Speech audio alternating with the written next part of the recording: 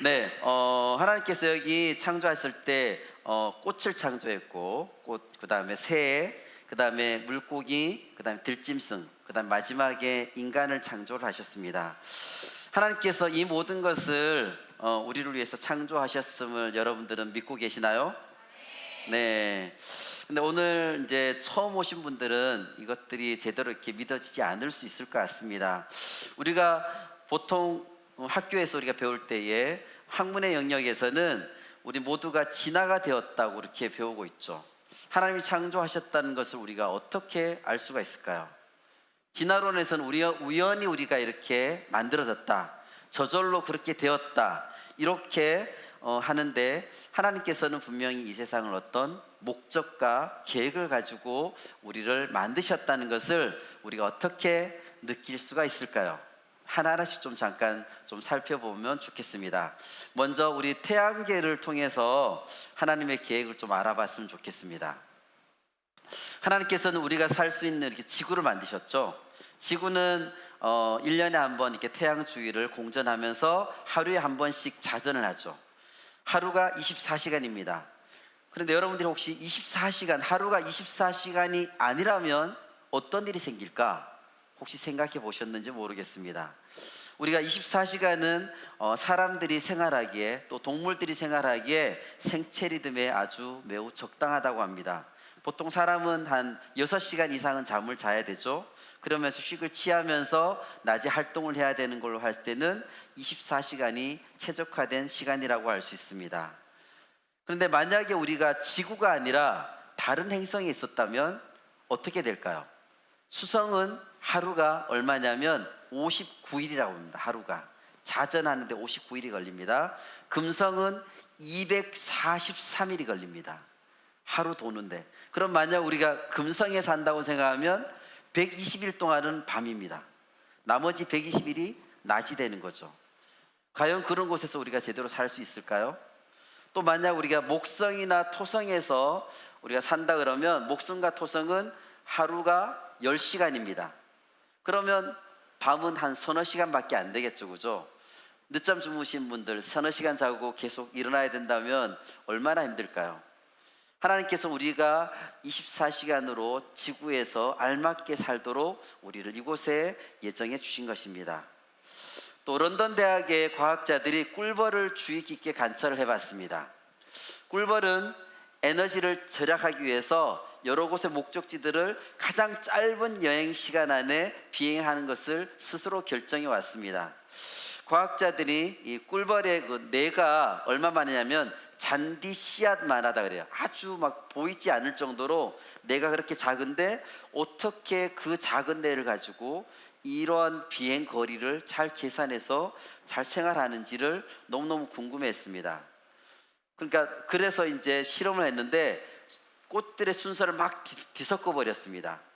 그래도 꿀벌은 그 짧은 시간 안에 어떻게 해서 그것을 가야 될지를 알고 즉시 움직인다고 합니다.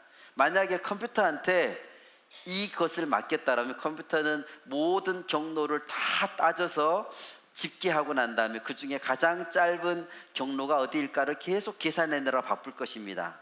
그렇지만 꿀벌들은 아주 작은 뇌를 가지고도 그 적은 에너지를 가지고 신속하게 이동하는 것을 스스로 답을 얻어내고 있다는 것입니다.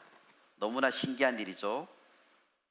그다음 황금 물대새를 한번 보도록 할게요. 황금 물대새는 저도 볼 때 이게 너무 신기하던데, 이 새들은 주로 이 캐나다, 알래스카에 주로 서식하는데, 알을 깨고 새끼들이 나오고 나면 어른 새들은, 어미 새들은 새끼들만을 남겨두고 16,000km 떨어진 아르헨티나까지 비행을 한다고 합니다. 근데 이렇게 대서양을 건너서 갑니다. 그 후에 이제 새끼들이 성장해가지고 이제 어른이 되면 얘들이 이제 남쪽으로 똑같이 날아가는데, 부모들이 날아간 그 바다를 통해서 날아가는 게 아니라 아메리카 대륙을 가로질러 갑니다. 근데 새끼 새들은 전혀 한 번도 가보지 않은 이 길을 16,000km를 가서 놀랍게도 아르헨티나에 가서 어미 새들하고 만난다고 합니다. 어떻게 새들이 이렇게 그 항로를 찾아갈 수가 있을까요? 너무나 기적 같은 일이라고 할 수 있습니다. 많은 새들이 과학자들이 연구하기를 태양과 별을 기준으로 삼아서 얘들은 비행할 것이다 라고 생각하고 있는데, 근데 태양과 별은 그 자리에 있지 않습니다. 계속해서 자리가 변합니다. 또 북반구의 별자리, 남반구의 별자리가 다르죠. 그러니까 그걸 통해서 간다는 것도 다 이해가 될 수도 없습니다. 그래서 과학자들이 더 실험을 했는데, 새들이 이 해와 달을 보고 방향을 잡는지 알아보기 위해서 새들의 눈을 가렸습니다. 그리고 나서 날려보냈는데 비행 방향을 정확하게 찾아간다고 합니다.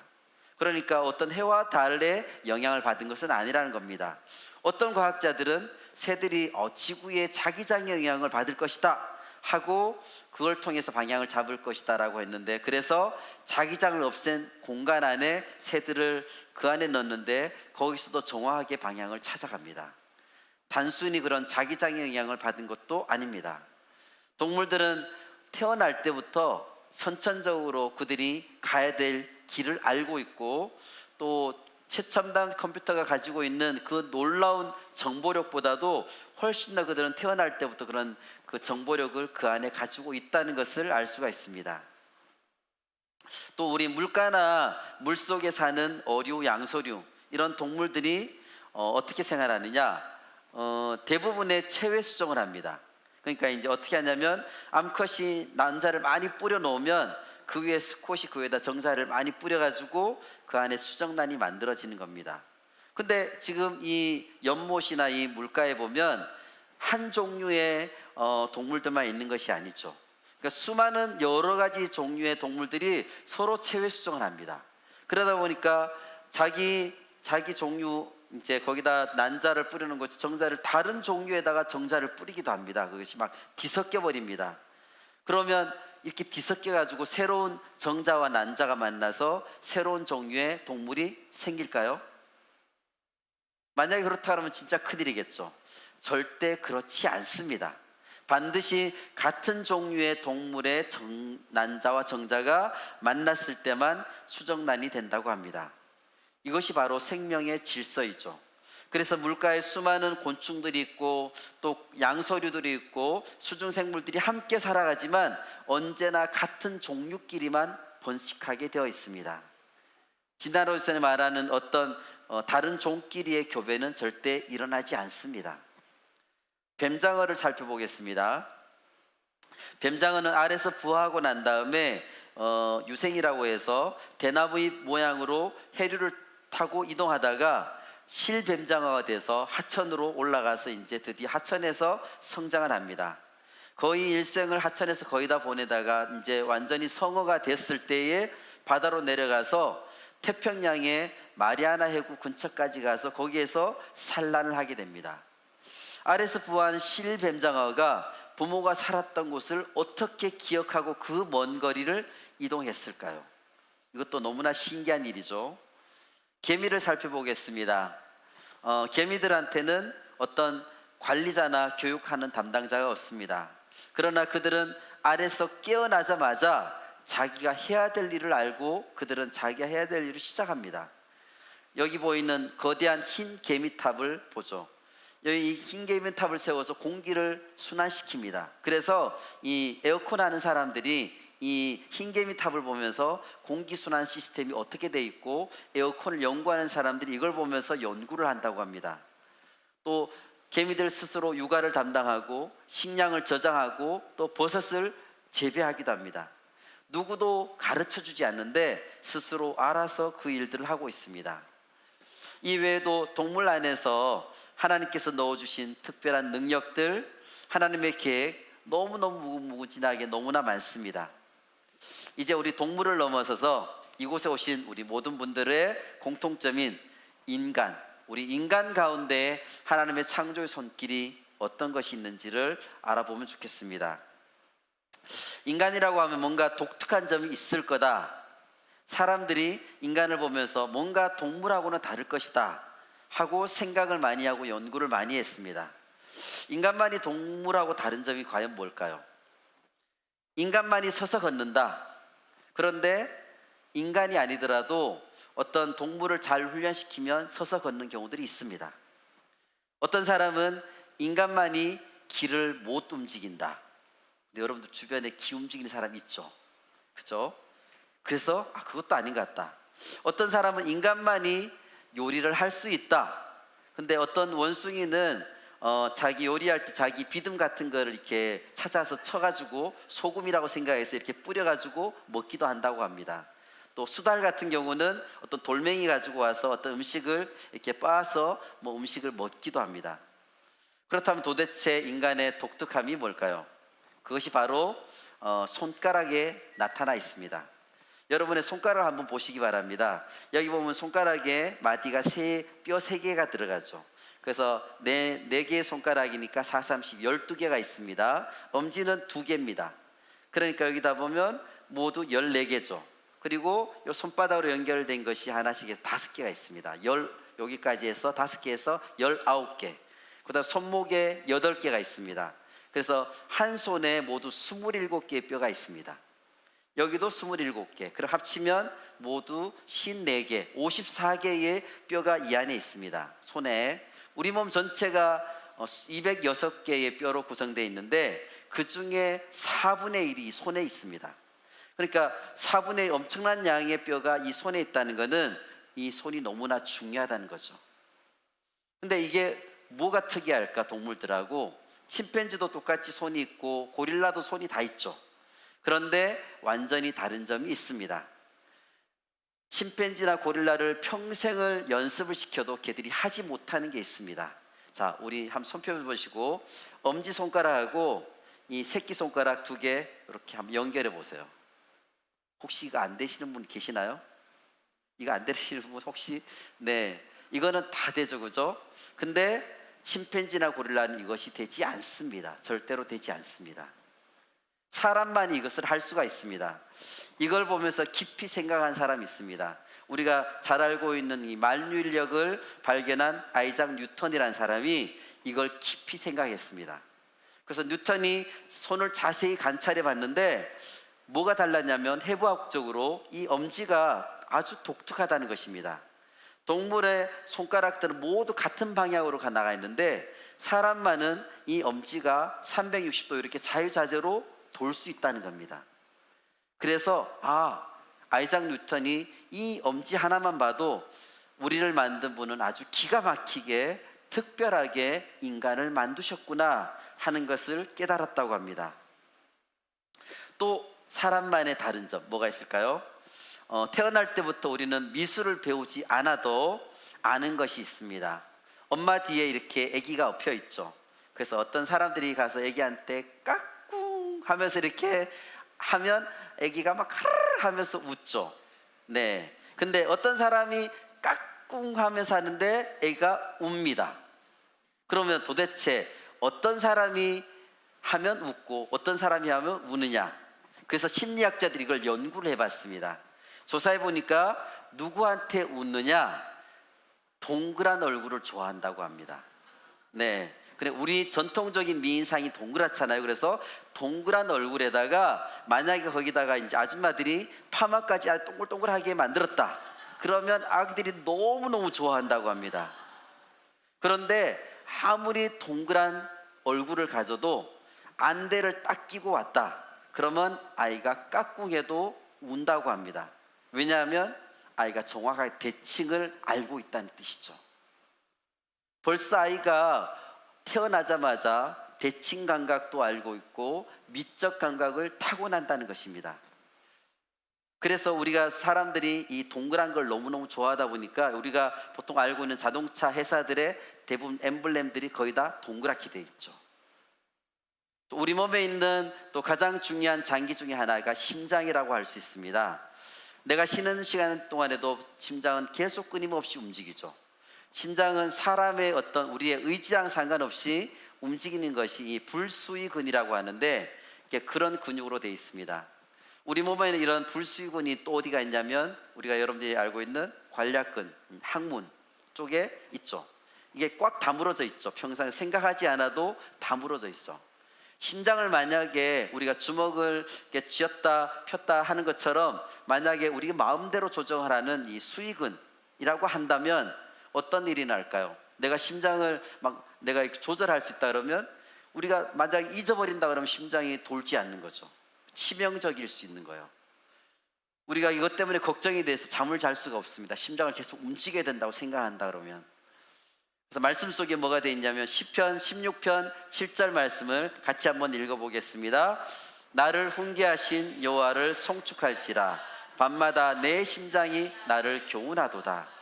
하나님께서 나의 심장을 통해서 하나님의 어떤 계획을 알려주시고 우리를 사랑해 주신다는 것을 말씀해 주고 계시는 거예요. 심장을 통해서 내가 심장을 생각하지 않아도 심장은 언제나 뛰고 있다는 거, 그걸 통해서 주님의 사랑을 우리는 느낄 수가 있습니다. 심장은 보통 우리 자기 주먹만 하다 그러죠. 한 300g 정도의 무게인데 이걸 통해서 우리 몸에 온몸에 피를 공급합니다. 보통 한 1분에 6, 70번 이렇게 움직이죠. 하루에 10만 번을 움직입니다. 평생 동안 70년이나 따진다면 26억 회를 움직인다고 합니다. 그래서 이걸 가지고 어떤 힘을 생각해 봤더니 자신의 하루 동안의 심장이 움직이는 그 힘이 뭐냐면 여러분들의 신체를 1600m를 들어 올리는 힘이 된다고 합니다. 70년 동안의 심장이 움직이는 힘은 우리 30톤의 바위를 에베레스트 산 정상까지 들어올 수 있는 크기라고 합니다. 하루에 우리 그 몸속의 혈액을 몸 전체의 이 실핏줄을 다 합치면 16만 킬로미터가 되는데 16만 킬로미터는 이 지구의 둘레, 적도의 4배가 된다고 합니다. 이 혈관을 1000번 이상 피들이 움직일 수 있도록 심장이 이렇게 움직이고 있습니다. 인간이 만든 어떤 펌프보다도 이 심장은 성능이 우수합니다. 심장 박동이 규칙적으로 가는 것도 그렇습니다. 어느 것 하나 저절로 이루어진 것이 없고 시행착오를 겪어서 심장이 만들어지지 않았다는 것을 분명히 알 수가 있습니다. 영국의 프레드릭 호일이라는 천문학자가 이 지구상에 어떻게 이렇게 오묘한 생명체가 이렇게 만들어질 확률이 얼마나 될까 하고 생각을 해봤는데 보잉 747 아주 커다란 여객기를 완전히 모든 그 부품들을 다 분해를 해가지고 사막에다 흩어놨습니다. 그리고 나서 해오리 바람이 불어가면서 이 모든 부품들을 불면서 모든 부품들을 움직여가지고 저절로 비행기가 만들어지는 확률, 우리는 보통 불가능하죠. 그거는 그렇게 될 확률보다 더 어렵다는 것입니다. 그만큼 인간이 이렇게 우연히 만들어진다는 것은 불가능하다는 것을 얘기하고 있습니다. 시편 139편 14절 말씀을 같이 읽겠습니다. 내가 주께 감사함은 나를 지으심이 심히 기묘하심이라. 주께서 하시는 일이 기이함을 내 영혼이 잘 아나이다. 우리를 심히 기묘하게 하나님께서 만드셨습니다. 우리의 생각과 판단으로는 우리가 만들어지는 것을 우리가 이해할 수가 없죠. 우리 몸에 하나하나의 어떤 구성 성분이 합쳐진다고 해서 우리가 사람이 되는 것은 아닙니다. 왜냐하면 우리 안에는 생명이 있기 때문입니다.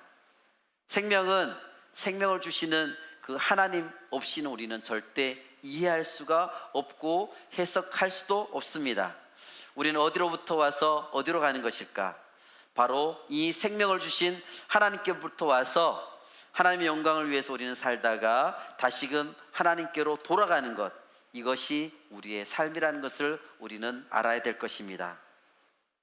의학자들이 이 사람의 세포를 가지고 연구를 하다 보니까 세포 한 개가 보여주는 복잡한 것이 우주왕복선, 여러분들 여기 보는 우주왕복선의 설계도인데 이거보다 더 복잡하다고 합니다. 세포 하나가, 우주왕복선 하나를 이렇게 띄워서 올리려 그러면 수천 명의 과학자들과 엔지니어들이 달라붙어서 이것을 만들어야 됩니다.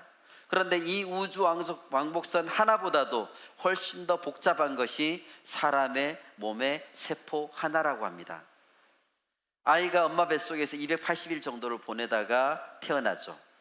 그러면 그 기간을 따져가지고 1분에 15,000개의 세포가 만들어진다고 합니다. 그러니까 세포 하나가 우주왕복선보다도 더 복잡하다 그랬죠. 그러니까 1분에 15,000개의 세포를 만들어낸다는 것은 우주왕복선보다 복잡한 무언가를 15,000개씩 만들어내는 공장이 있다는 것입니다. 우주선을 1분에 15,000대를 만들어내는 공장을 누가 세웠다고 한번 생각해 보시길 바랍니다. 그러면 그 공장을 설계한 설계자, 공장을 운영하는 운영자, 얼마나 대단한 지혜를 가지고 있을까요? 그런데 그 일들이 엄마의 뱃속에서 아무도 힘들지 않게 너무나 자연스럽게 진행이 되고 있다는 것입니다. 그것이 진행되도록 설계도가 있다 그런다면 그 설계도를 만든 그 사람은, 그분은 얼마나 지혜와 능력이 탁월할까요? 그를 우주 왕복성을 만드는 공장하고 한번 견주어 생각해 보도록 합시다. 그래서 사실 다른 거 다 볼 것 없이 우리 그냥 사람만 보더라도, 그냥 우리 아이들만 쳐다보고 있어도, 우리 어머니들은 아이가 태어나는 것만 보더라도 아, 이거는 창조가 맞구나 하고 고백할 수밖에 없습니다. 시편 139편 13절 말씀을 같이 읽겠습니다. 주께서 내 내장을 지으시며 나의 모태에서 나를 만드셨나이다. 설계도대로 엄마의 뱃속에서 아이가 점점 만들어져 가는 것을 꼭 옆에서 지켜본 것처럼 이렇게 멋지게 말하고 있습니다. 14절 말씀에 내가 주께 감사함은 나를 지으심이 심히 기묘하심이라. 그런데 이것은 그 옛날 버전의 성경에는 뭐라고 표현하느냐, 우리 139편 14절 말씀을 같이 읽겠습니다. 내가 주께 감사함은 나를 지으심이 신묘막측하심이라. 아멘. 신묘막측, 뭔가 조금 더 와닿지 않나요? 아주 멋진 단어죠. 아주 놀랍고 기이하게, 측량할 수 없게 신묘막측하게 하나님께서는 우리 한 사람 한 사람을 이렇게 지으셨다는 것입니다. 우리 옆 사람을 같이 한번 이야기해 볼까요? 인사하겠습니다. 하나님께서 당신을 신묘막측하게 지으셨습니다. 하나님께서 당신을 특별하게 지으셨습니다. 당신은 하나님의 특별한 작품입니다. 굉장히 놀라운 일들이 엄마의 뱃속에서 일어나죠. 그 가정 속에서 아빠의 설계도가 절반, 엄마의 설계도가 절반 이렇게 들어가게 됩니다. 설계도가 카피돼서 그 절반이 합쳐져서 또 다른 설계도대로 아이가 만들어지게 됩니다. 모든 아이는 아빠 반, 엄마 반을 닮게 되죠. 그런데 나는 아빠를 더 닮았는데요, 이렇게 얘기하는 사람, 겉모습은 아빠를 닮았지만 우리의 성질머리는 엄마를 닮은 거죠. 뭐라도 어쨌든 반반을 닮게 되어 있습니다. 왜냐하면 아빠 엄마의 설계도가 합쳐졌기 때문입니다. 그러니까 나는 아빠도 하나도 안 닮고 엄마만 닮았어, 그런 일은 일어나지 않습니다. 분명히 어딘가는 닮아 있습니다. 그것이 지금 보이지 않더라도 계속 크면서 보면 뭔가 자꾸 튀어나옵니다. 닮은 것이 튀어나와서 깜짝 놀라운 일들이 일어나게 됩니다. 제가 우리 집 딸내미 자는 모습 보고 깜짝 놀랐습니다. 한쪽 다리를 이렇게 딱 무릎을 세우고 나서 여기 다리를 그 위에 딱 걸치고 나서 이렇게 자고 있는 겁니다. 제가 그거 보고 깜짝 놀랐는데, 왜냐하면 제가 그렇게 자거든요. 너무나 똑같은데 제가 딸내미한테 가르쳐 준 적이 없습니다. 근데 똑같이 자고 있습니다. 그래서 너무 놀랐습니다. 우리 다른 집의 자녀들 자는 모습도 같이 한번 볼까요? 한번 보여주시죠. 네, 이렇습니다. 네, 자녀들이 잘 때에 둘이 똑같은 포즈로 자고 있는 거, 이런 것들을 여러분 부모님들은 볼 수가 있을 것입니다. 뭐 잘 때뿐만이 아니라 어떤 먹는 모습들 또는 하는 행동들 너무나 안 가르쳐 줬는데 똑같은 것을 하고 있습니다. 왜 이렇게 될까요? 왜냐하면 설계도가 똑같기 때문입니다. 지금까지 우리가 본 이런 모습들은 인간은 동물들하고 완전히 다르다는 것을 보여주고 있습니다. 그 중에서 동물들하고 완전히 구별되는 것이 있습니다. 인간만이 만족할 줄을 모른다는 거죠. 동물들은 뭔가 이렇게 배부르면 그만 죽입니다. 사자를 봐도 열심히 사냥을 하지만 뭔가 잡고 나서 실컷 먹고 나서 배가 부르면 더 사냥하지 않습니다. 그냥 낮잠 자고 쉽니다. 자기가 배고플 때만 사냥을 합니다. 그런데 사람들은 어떻게 합니까? 낚시를 보십시오. 그냥 악착같이 잡아서 죽이죠. 배가 불러도 계속 잡습니다. 또 우리가 사업을 하더라도 대기업들이 보면 벌써 큰 기업이 돼서 저 정도면 더 이상 안 해도 될 것 같은데, 그렇지만 끊임없이 문어발로해서 사업을 더 확장해 나갑니다. 돈을 많이 벌어도 끝이 없이 돈을 더 벌려고 합니다. 사람의 욕망은 채워지지가 않습니다. 인간에게는 분명히 갈망이 있습니다. 그 갈망이 다양한 모습으로 나타내는데, 그 중에 한 가지 모습이 끊임없이 더 좋은 것을 찾아가려는 것이 사람들의 모습으로 나타납니다. 더 좋은 것을 찾아가면서 사람들은 낙원이라는 것을 꿈꾸게 되죠. 이 존 밀턴이라는 사람이 에덴 동산을 파라다이스라고 하면서 에덴 동산에 쫓겨난 사람의 모습을 그린 파라다이스 로스트, 신락원을 책을 썼죠. 파라다이스란 단어는 원래 페르시아의 정원이라는 뜻이었는데, 이걸 통해서 인간이 너무너무 행복하게 살 수 있는 그 낙원을 뜻하게 되었습니다. 그리고 토마스 무어라는 사람은 유토피아라는 단어를 가지고 왔죠. 유토피아, 사람이 그리워하는 장소, 환상의 장소, 이거 유토피아입니다. 그런데 이 유토피아라는 단어에도 굉장히 아이러니가 있습니다. 왜냐하면 유토피아는 유토포스라는 단어가 합쳐진 건데, 유는 없다는 뜻이고 토포스는 장소라는 뜻입니다. 이 세상에 없는 장소, 이것이 바로 유토피아입니다. 그러니까 이 세상 자체는 있을 수 없는 곳이 유토피아. 그러니까 우리 유토피아를 상상해도 그것은 결국 우리에게 이루어지지 않는다는 뜻입니다.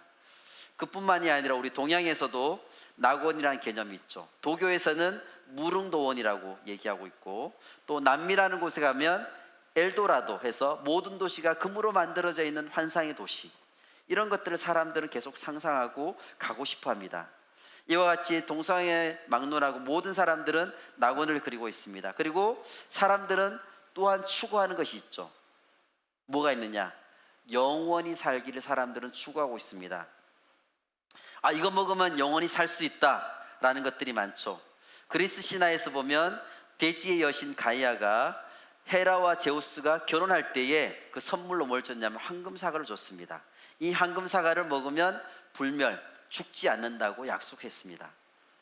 또 도교에서는 무릉도원에서 복숭아를 따서 먹으면 먹을 때마다 수명이 연장된다고 합니다. 중국에 불로초가 있죠. 이 진시황이 이 불로초를 구하기 위해서 우리나라 남해안까지 수많은 사람들 보냈다는 그런 역사도 있죠. 이러한 영혼에 대한 열망함이 우리 인간에게는 다 있습니다. 그래서 우리는 이걸 통해서, 영화를 통해서 이런 것을 대리만족하기를 원합니다. 그래서 마블에서 나온 대표적인 영화 어벤져스 있죠. 다들 아실 겁니다. 그 안에 보면 아이언맨이 있고 토르가 있고 캡틴 아메리카 있고 닥터 스트레인지가 있고 헐크가 있죠, 그죠? 다 특별한 능력을 가지고 있습니다. 이런 능력을 가진, 특별한 능력을 가진 사람들한테 우리는 열광을 하고 있죠. 뭔가 특별하기 때문입니다. 왜냐하면 우리 안에 그런 능력이 없기 때문에 그런 능력을 가진 사람 보면서 저렇게 됐으면 좋겠다는 것이 우리 안에 있습니다. 우리 안에 이런 갈망함이 있습니다. 동물들한테는 이런 것이 없습니다. 왜냐, 우리가 그 개한테 여러분들이 음식을 계속 갖다 주지만 평생 갖다 줘도 지겨워하지 않고 그냥 계속 먹습니다. 그런데 사람들한테 똑같은 음식, 여러분 일주일 동안 같은 음식 먹는다 생각해 보세요. 먹을 수 있을까요? 아무리 좋은 것도 지겨워서 못 먹습니다. 왜냐하면 사람들은, 우리는 계속해서 새로운 것을 추구하기 때문에 아무리 좋은 거라도 계속해서 갖다 주면 지겨워하게 됩니다. 사람은 왜 이렇게 동물들하고 다를까요? 왜 이런 낙원을 추구하고 새로운 것을 추구하고 뭔가 계속해서 새로운 것을 갖고 싶어하고 영원히 살고 싶어하고 이런 특성들이 있을까요? 왜냐하면 인간은 원래부터 그렇게 창조되었기 때문입니다. 원래부터 우리는 그렇게 창조되었기 때문에 우리 안에 그런 갈망함들이 있습니다. 그런데 사람들한테 무슨 일이 일어나게 됐나요? 너무나 멋진 그 세단 자동차가 있는데 기름이 떨어져서 움직일 수 없는 자동차와 같이 된 것이 바로 우리의 상황입니다. 튼튼한 엔진이 있지만 기름이 없으니까 자동차가 움직일 수가 없습니다. 멋진 성능을 가진 냉장고, 에어컨이 있는데 플러그가 빠져 있습니다. 그러니까 가능성은 있는데 움직이질 않습니다. 가능성이 있기 때문에 우리는 낙원을 추구하기도 합니다. 가능성이 있기 때문에 우리는 영원한 생명을 갖기를 원합니다. 가능성이 있기 때문에 우리는 위대한 놀라운 힘을 가진 존재들을 찾고 관심을 갖고 환호하고 있습니다. 그것이 바로 인간입니다. 근데 무슨 일이 일어나느냐? 성경에서는 그것은 하나님과의 관계가 끊어졌기 때문에, 죄 때문에 끊어졌기 때문에 이런 일이 벌어졌다고 얘기하고 있습니다. 로마서 3장 23절 말씀을 같이 읽겠습니다. 모든 사람이 죄를 범하였음에 하나님의 영광에 이르지 못하더니. 원래 인간은 그냥 단순히 가능성만 가지고 태어난 존재가 아닙니다. 그 가능성을 가지고 실제로 행동할 수 있었던 존재였습니다. 그런데 죄가 우리 안에 들어오는 바람에 하나님의 영광에 이르지 못하게 되면서 가능성이 그냥 가능성으로만 머물러 버리게 된 겁니다. 그것이 바로 지금의 인간의 모습입니다. 인간으로서는 가능성만 남아있고 어떻게 해결할 수가 없습니다.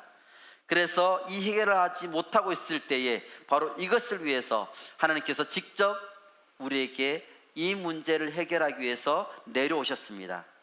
이 문제를 해결하러 내려오신 분이 바로 예수 그리스도이십니다. 예수님께서 우리를 위해서 십자가에서 못 박혀 죽으셨습니다. 그래서 우리의 죄를 해결해 주셨습니다. 그래서 우리 안에, 인간 안에 회복이 일어나게 된 것입니다. 못 박혀 죽으심으로 우리 인간에게 무슨 일이 일어나게 됐느냐? 멋진 세단 자동차였지만 움직일 수 없었던 자동차가 그 안에 기름이 가득 채워져서 드디어 움직일 수 있게 된 것입니다. 냉장고 에어컨, 기능이 좋은 냉장고 에어컨이지만 가동이 되지 않아서 아무런 소용이 없었던 애물단지였던 그 냉장고 에어컨이 플러그를 다시 끼면서 정상적으로 가동되어서 멋진 역할을 하게 되는 그런 역사가 우리 안에 일어나게 된 것입니다. 우리 안에 예수 그리스도인에 대해서 회복이 시작되게 되었습니다. 요한복음 3장 16절 말씀을 같이 읽겠습니다. 하나님이 세상을 이처럼 사랑하사 독생자를 주셨으니 이는 그를 믿는 자마다 멸망하지 않고 영생을 얻게 하려 하심이라. 아멘. 하나님이 세상을 이처럼 사랑하셔서, 하나님께서 우리 인간을 너무나 사랑하셔서 하나밖에 없는 아들, 하나밖에 없는 독생자, 그 예수님을 우리에게 보내주셨습니다. 그 독생자 되신 예수님께서 우리를 향해서 이렇게 말씀하고 계십니다. 요한복음 10장 10절 말씀을 같이 읽겠습니다. 도둑이 오는 것은 도둑질하고 죽이고 멸망시키려는 것뿐이요 내가 온 것은 양으로 생명을 얻게 하고 더 풍성히 얻게 하려는 것이라. 아멘. 내가 온 것은 우리들을 향해서 생명을 얻게 하려고, 그것도 생명을 얻는 정도가 아니라 영원한 생명을 얻는 것에 그치는 것이 아니라 더 풍성히 얻게 하려고 예수님께서 이 땅에 오셨다고 말씀하셨습니다. 바로 우리를 위해서 영원한 생명을 주고 더 풍성하게 우리에게 축복해 주시려고 이 땅에 오셨습니다. 하나님 우리를 베스트로 만들기보다는 아주 유니크하게 만들어 주셨죠. 베스트는 하나밖에 없죠. 그렇지만 유니크는 우리 모두가 유니크합니다. 특별하게 우리를 모두 만드셨다는 것입니다. 그렇기 때문에 우리 삶을 향한 하나님의 계획을 우리는 찾아가는 것입니다. 우리가 앞으로 그런 하나님을 찾아가는 여행을 우리가 같이 하였으면 좋겠습니다.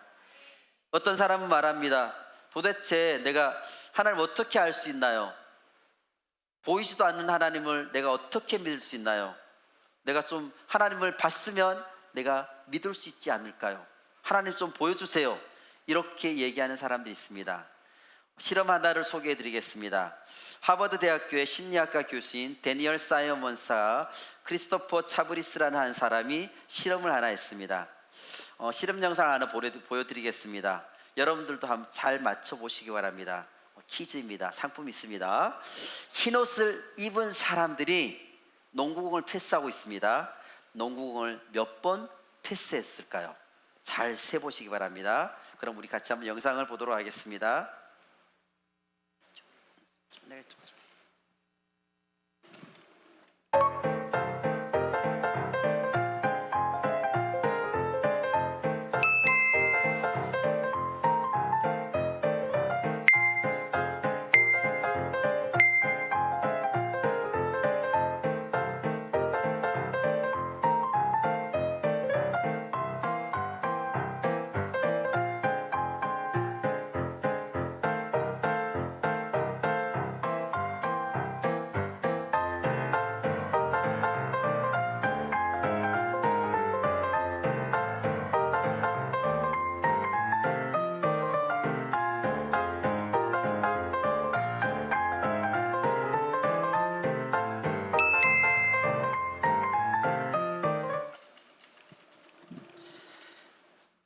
제가 여러분 영상 보는 여러분들 보고 제가 깜짝 놀랐습니다. 한 분도 고개를 떨어뜨린 사람이 없이 모두가 집중해서 청소년들이 초롱초롱하게 이렇게 보는 거를 깜짝 놀랐습니다. 와, 너무 집중력이 대단합니다. 자, 세 보셨나요? 자, 우리 오늘 처음 오신 분한테 기회를 당연히 드려야 되겠죠. 우리 처음 오신 분 중에 자, 몇 번이다. 자, 몇 번이다. 알 수 있습니다. 제가 맞추겠습니다. 네, 저 뒤에 있는 청소년인가 봐요. 네. 자, 일어나서 자, 자기 소개 좀 해주세요. 저는 서승우이고 강미든 소개로 왔습니다. 네, 몇 학년이에요? 저 중학교 1학년입니다. 중학교 1학년? 우와, 엄청 크네요. 네. 자, 네, 그러면 몇 번인가요? 16. 16번? 네, 16번 맞습니다. 네, 16번 맞는데요. 자, 그런데 잠깐만, 자, 한 가지 더 물어볼게요. 혹시 16번 맞췄는데 영상을 보면서 혹시 특이한 점이 없었나요? 특이한 거 혹시 본 거 없어요? 잘 모르겠어요. 잘 모르겠습니다. 네. 네, 어쨌든 우리 맞췄으니까 우리 상품 주시기 바랍니다. 네. 자, 여러분 혹시 특이한 점 보셨나요? 고릴라를 보셨나요? 고릴라 보셨다는 사람. 고릴라 봤습니다. 아, 네, 한 3분의 1도 안 되네요. 고릴라가 있습니다. 네, 고릴라가 있습니다. 네. 궁금하시죠? 네. 그리고 또 한 가지, 또 혹시 이거 맞추신 사람 있을까? 고릴라가 등장을 했습니다. 그 다음에 또 한 가지 달라진 점이 있습니다. 뭘까요? 혹시 아는 사람 있나요? 네, 우리 항지훈 형제. 검은색 사람이 없어졌다고요? 아, 네. 네, 그것도 맞는데 제가 원하는 건 그게 정답이야. 검은색 사람이 한 명 없어지면서 고릴라가 나왔어요. 잘 맞췄는데 그게 제가 원하는 건 그거 아니고 하나가 딱 보면 알 수 있는 건데. 네, 우리 네. 네? 배경이 빨간색에서 주황색으로 바뀌었어요. 네, 커튼 색깔이 변했습니다. 네, 네. 네, 자, 그럼 궁금하시죠? 다시 한번 영상 다시 한번 보여주겠습니다. 영상 다시 한번 보겠습니다.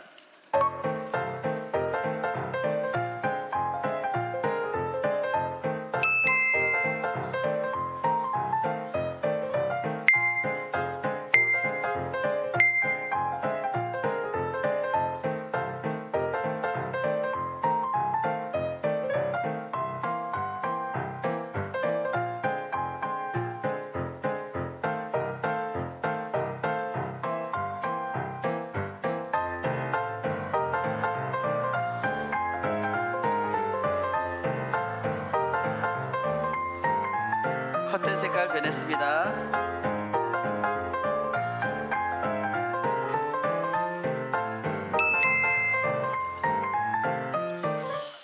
네, 여러분들 고릴라 나오니까 네, 그런데 왜 여러분들이 고릴라를 왜 못 봤을까요? 이 실험을 미국에 있는 이 교수들이 했는데 대부분의 이 실험을 했는데 한 46%의 사람이 고릴라를 못 봤다. 그러니까 절반 정도가 고릴라를 못 봤다 그러거든요. 이 실험을 하니까.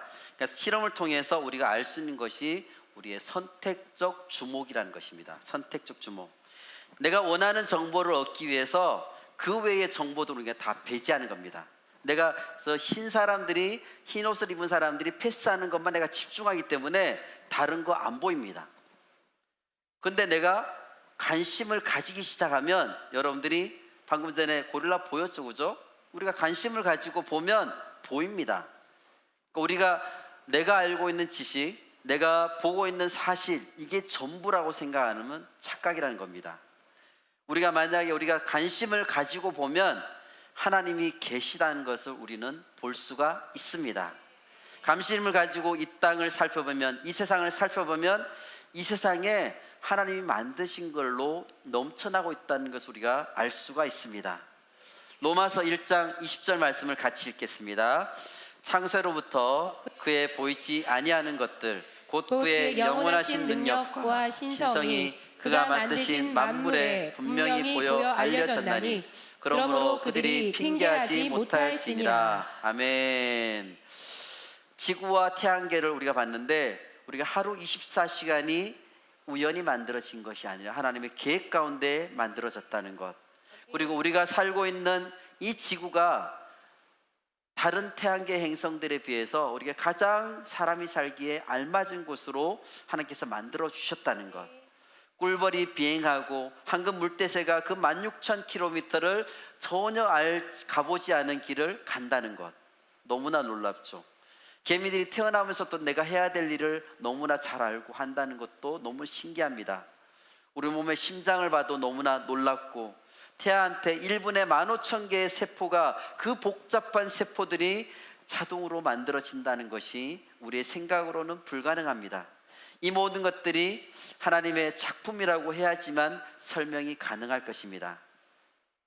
이런 생각을 하면서 우리가 이런 생각을 하게 되면, 이런 생각을 가지고 하나님 만드신 작품이라고 생각해서 우리가 주변을 바라보게 되면 무슨 변화가 일어나느냐? 우리가 다양한 꽃들을 보면서 하나님이 이렇게 꽃들마다 다양하게 디자인을 해놓으셨군요. 하나님의 디자인 감각이 놀랍습니다.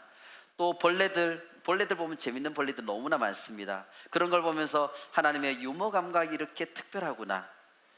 그런 생각으로 우리 자신을 바라본다 그러면 나는 하나님의 독특한 작품이구나, 하나님의 유니크한 작품이 바로 나구나 하는 것을 우리가 알 수 있게 됩니다. 왜냐하면 이 세상에서 나와 똑같은 작품은 절대 없기 때문입니다. 우리를 하나님의 특별한 작품이라고 생각을 갖지 못하고 우리가 우리 자신을 보기 때문에 우리 자신의 특별함을 우리는 몰라보는 것입니다. 우리가 생각을 바꾸면 보이기 시작합니다. 보인다는 것이 우리 눈으로만 보이는 것만을 얘기하는 건 아닙니다. 우리의 지식으로도 볼 수가 있고 우리의 마음으로도 볼 수가 있고, 볼 수 있을 때만 우리가 뭘 할 수 있느냐? 볼 수 있을 때만 우리가 그것을 느낄 수가 있죠. 느낄 때만 뭐가 가능하냐? 느낄 때만 우리가 그것을 사랑할 수가 있습니다. 사랑하게 되면 뭐가 가능하냐? 사랑할 때만 우리가 그분과의 관계가 드디어 시작되는 것입니다. 우리 맨 처음으로 생각한 우리의 가장 중요한 우리의 생각을 바꾸는 것이 너무너무 중요합니다. 하나님이 계십니다. 우리 천지창조 스킷 했던 우리 청소년들이 하나님이 계심을 느끼면서 그것을 그들이 표현했습니다. 하나님이 계심을 느낄 수 있도록 관심을 가지고 생각을 바꾸고 우리의 마음의 눈으로 보시기를 바랍니다. 인생의 아주 늦은 시기에 생각이 바뀌어서 예수님을 믿은 사람이 있습니다. 40년 이상을 친구가 전도를 했는데 드디어 40년 만에 나중에 50이 넘어서야 예수님을 믿은 사람이 있습니다. 이 사람이 바로 옥스퍼드 대학교의 교수인 C.S. 루이스라는 사람입니다. 이 C.S. 루이스는 우리가 나니아 연대기로 잘 알려져 있죠. 그걸 지은 작가입니다. C.S. 루이스한테 열심히 전도했던 사람이 누구냐면 이 반지의 제왕을 쓴 루엘 톨킨이라는 사람입니다. 그 사람이 C.S. 루이스에게 가장 큰 영향을 줘서 전도를 했습니다.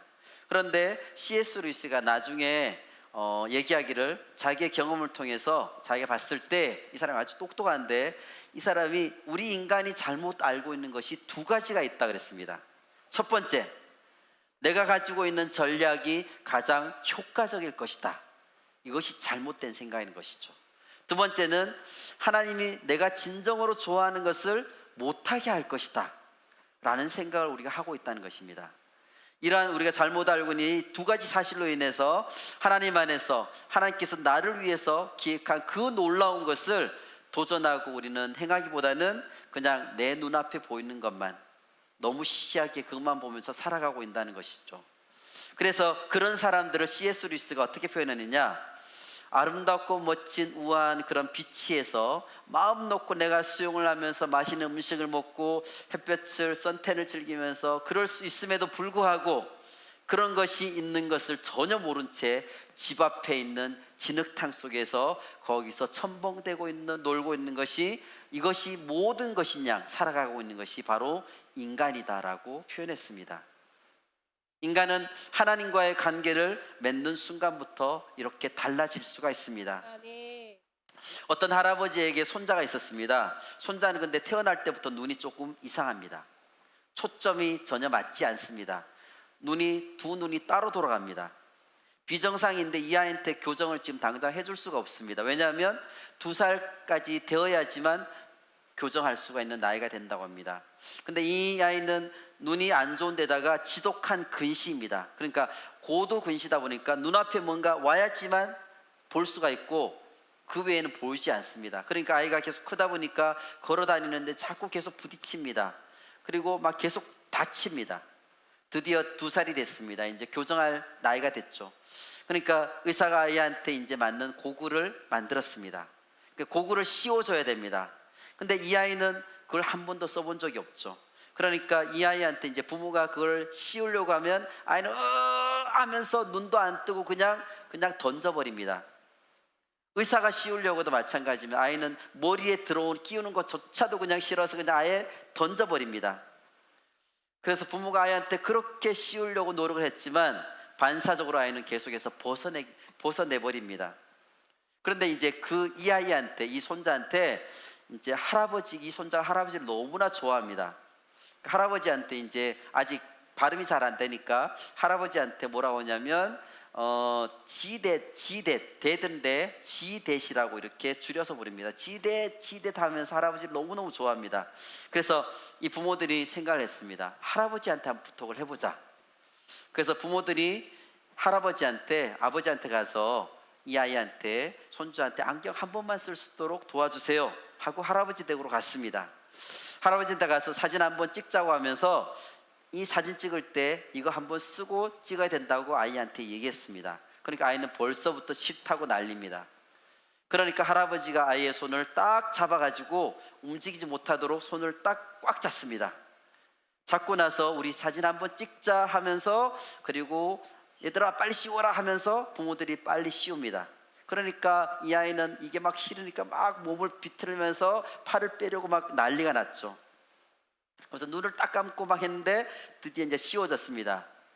그러더니 막 너무 이렇게 하다가 이 아이가 살짝 눈을 떴습니다.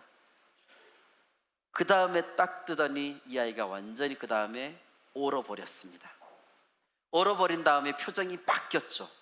그러더니 얘가 팔을 갖다 대면서 저기 대면서 저기에 개가 보이는 겁니다. 맨날 눈앞에 밖에 아무것도 보이지 않았는데 저기에 개가 보이는 게 아이가 느껴진 겁니다. 그러더니 볼 하면서 개가 지금 테니스공을 물고 있습니다. 공이 보이는 겁니다. 이 아이가 그걸 보고 너무너무 놀랐습니다. 그리고 나서 이 아이가 어떻게 했을까요? 고글을 벗었을까요? 안 벗었죠. 절대 벗지 않았습니다. 이 아이는 계속해서 이걸 쓰고 다닙니다. 하나님께서도 마찬가지로 우리에게 이렇게 해주기를 원하십니다. 눈앞에 있는 것밖에 못 보고 있는 우리를 향해서 이 세상 전체를 제대로 볼 수 있도록 하나님께서 우리에게 고글을 씌워주기를 원하십니다.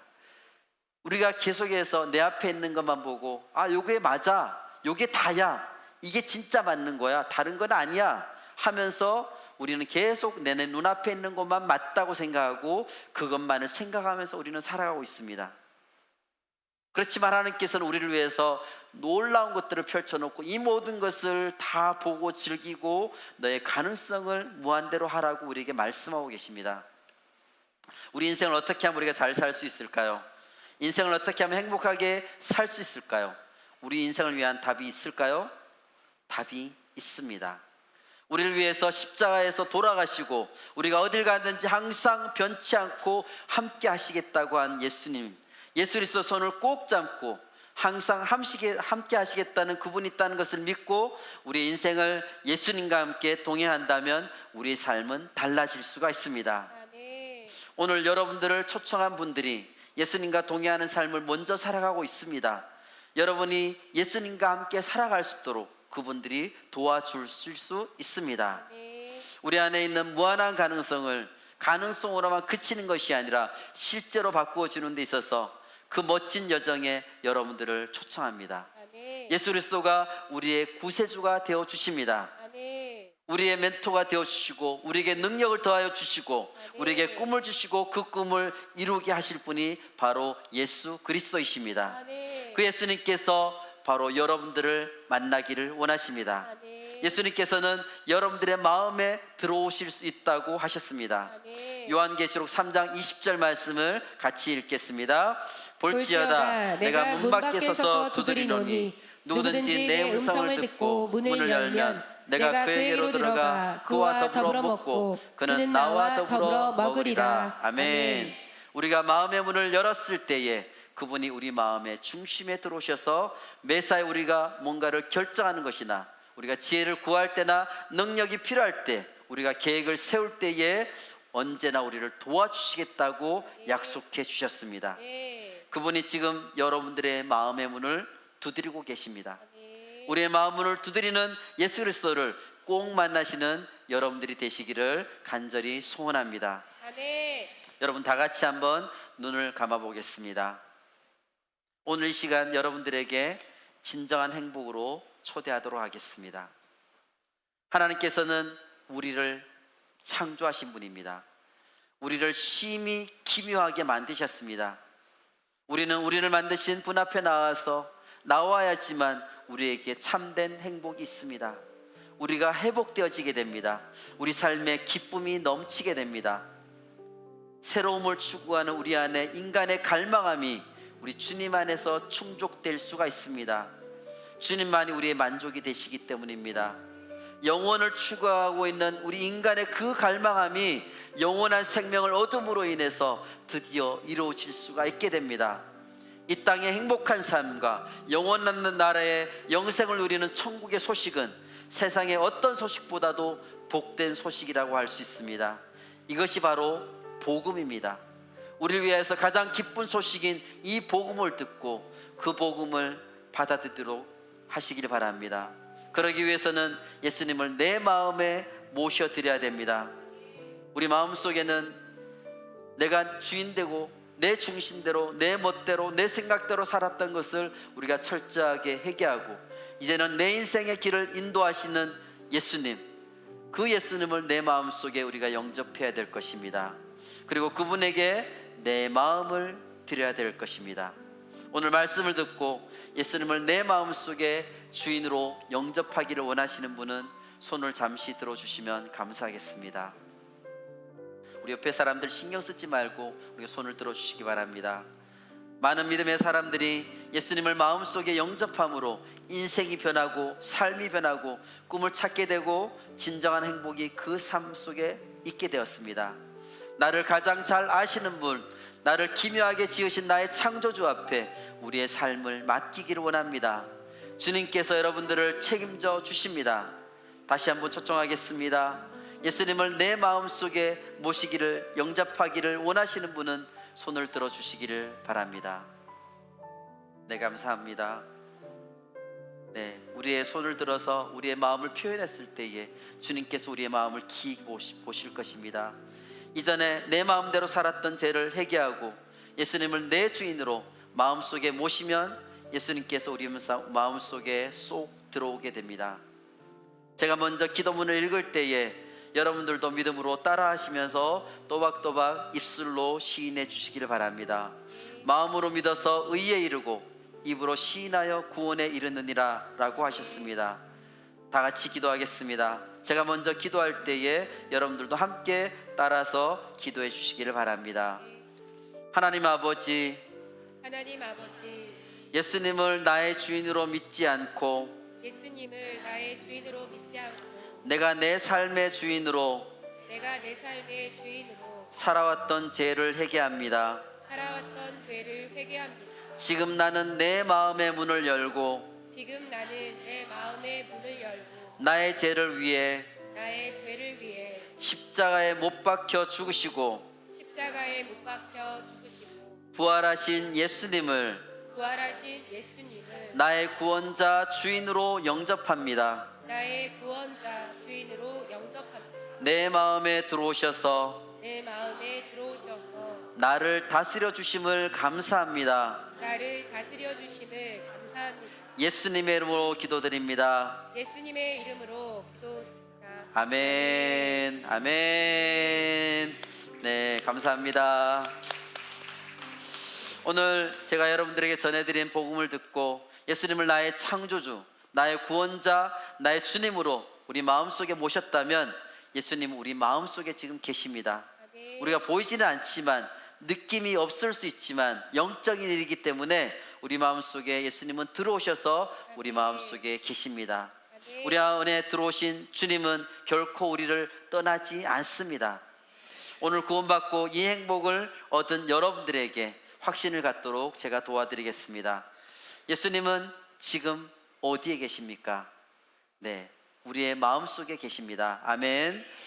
여러분들의 지금까지 지은 모든 죄는 어떻게 되었을까요? 우리가 예수님을 영접함으로, 회개함으로 우리 안에 다 해결이 되었습니다. 아멘. 앞으로 우리가 죄를 범하면 어떻게 될까요? 이제는 우리가 회개하고 다시는 죄를 짓지 않도록 우리는 노력해야 될 것입니다. 아멘. 우리가 연약해서 또 죄를 지을 수밖에 없습니다. 그렇지만 이 죄 때문에 예수님과의 관계가 끊어지는 것은 아닙니다. 예수님이 우리 삶의 주인이 되셨기 때문에 우리는 죄를 인하여서 지옥에 가지 않습니다. 그러나 우리 안에 죄가 있다면 하나님과의 교제를 제대로 할 수가 없죠. 그래서 하나님 주신 꿈과 계획과 축복을 우리가 온전히 누릴 수가 없습니다. 그래서 우리가 죄를 지었다면 하나님께 나와서 회개하고, 회개하면 하나님께서 다 용서해 주십니다. 아멘. 언제 우리가 구원을 받았을까요? 예수님이 지금 내 마음속에 들어오는 순간 우리는 구원을 받았습니다. 아멘. 지금 죽으면 천국에 갈 수 있습니까? 아멘. 네, 예수님이 내 마음속에 계시는 사람은 천국에 갈 수가 있습니다. 오늘 우리는 지금 죽어도 천국에 갈 수 있는 천국 시민이 되었습니다. 천국 시민의 축복을 모두 누리시기를 바랍니다. 오늘 영생을, 영원한 생명을 우리가 선물로 받았습니다. 영원한 생명 되신 예수님이 우리 마음속에 들어오셨기 때문입니다. 이 영생의 축복을 그 누구도 빼앗을 수가 없습니다. 왜 그렇습니까? 이것을 주신 분이 만왕의 왕 되신, 우주 만물의 주인 되신, 창조주 되신 우리 하나님이시기 때문에 절대 이것을 아무도 빼앗을 수가 없습니다. 주님 안에서 우리가 기쁨을 누리며 주님 주신 축복을 계속하여 누리는 여러분들이 되시기를 축복합니다. 제가 여러분들을 위해서 같이 기도해 드리겠습니다. 사랑과 은혜가 많으신 하나님, 이 시간 초청받은 분들이 예수님을 영접하며 내 삶의 주인으로 모셨습니다. 주님을 주인으로 모시고 살 때에 우리에게 있는 놀라운 가능성과 꿈들이 주님 안에서 이루어지게 하여 주시고, 주님을 기쁘게 하는 삶을 살게 하여 주시옵소서. 주님 주시는 축복을 누리며 세상 속에서도 주님 주시는 기쁨과 평안을 누리게 하여 주시옵소서. 영원한 나라인 천국의 소망을 가지고 살아가게 하심을 감사드립니다. 교회 안에서 계속해서 신앙생활을 하며 주님 주시는 축복을 누리게 하여 주시옵소서. 감사드리며 예수 그리스도의 이름으로 기도하였습니다. 아멘.